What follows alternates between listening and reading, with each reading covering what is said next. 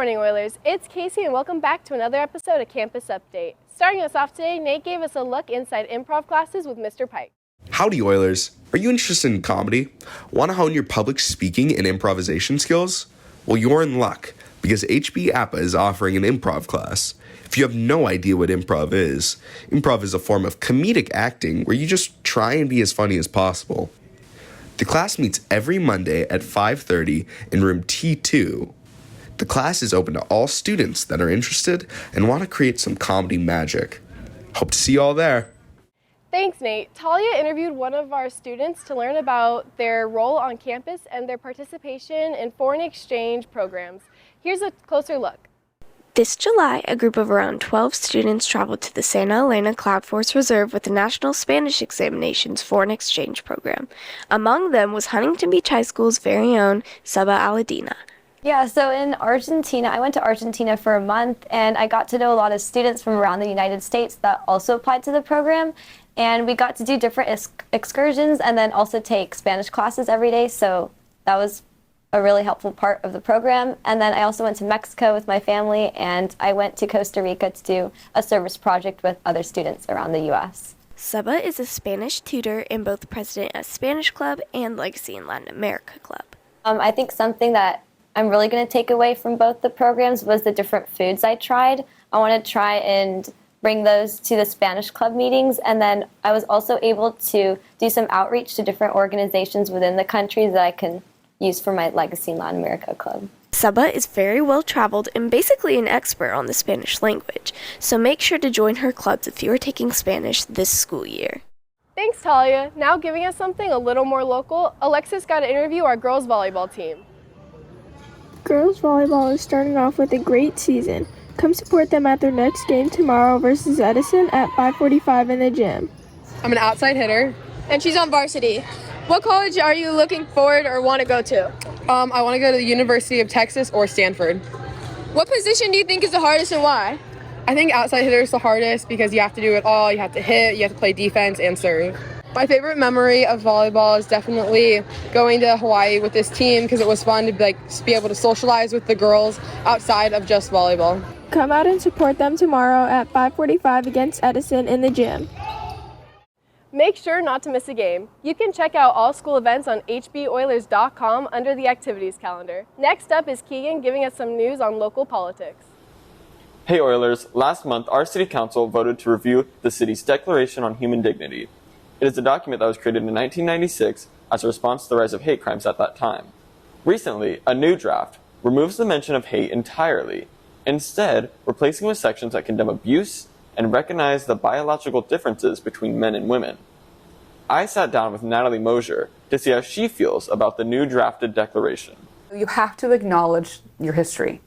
And the history of this city includes, especially in the 90s, neo-Nazis, white supremacists, skinheads walking down Main Street. I remember I was sitting there. Those things happened here. And they were so bad that the people who were governing at that time wanted to respond to that. If people think that that type of behavior, philosophy, ideology is acceptable, then it will attract more people here. The changes to the policy, I won't even call it a policy on human dignity, they do nothing to tell people that that is unacceptable here.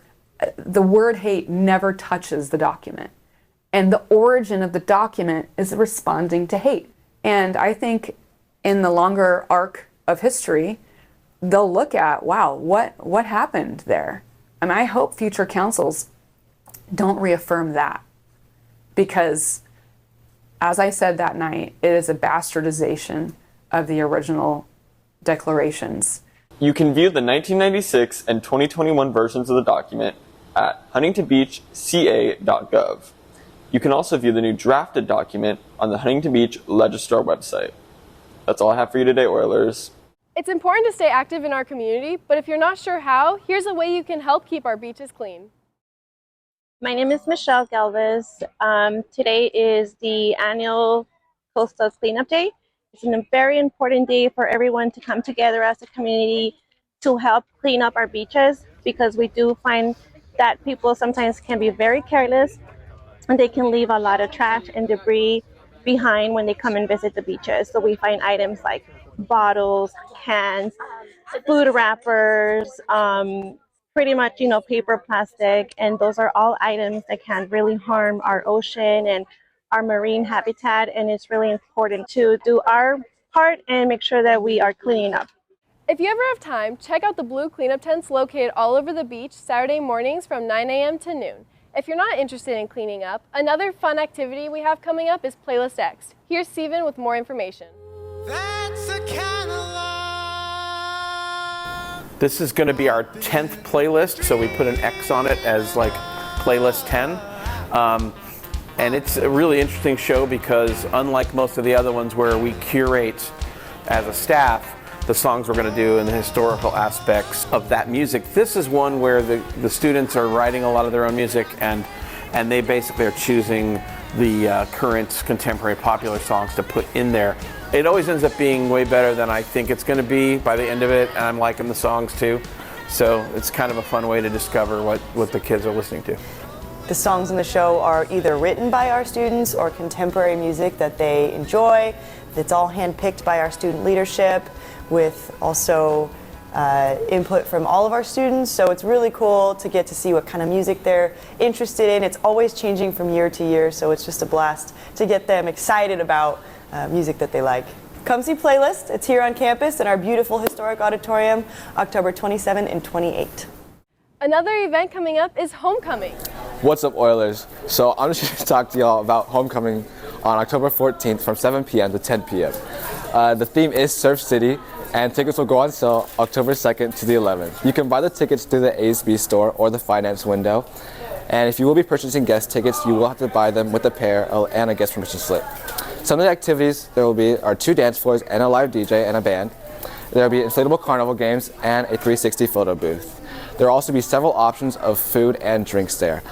Hope to see y'all, Hoko Oilers. Homecoming is right around the corner. Don't forget, you can check out all this information on hboilers.com. Well, that's all we have for you today, Oilers. We'll see you next Monday.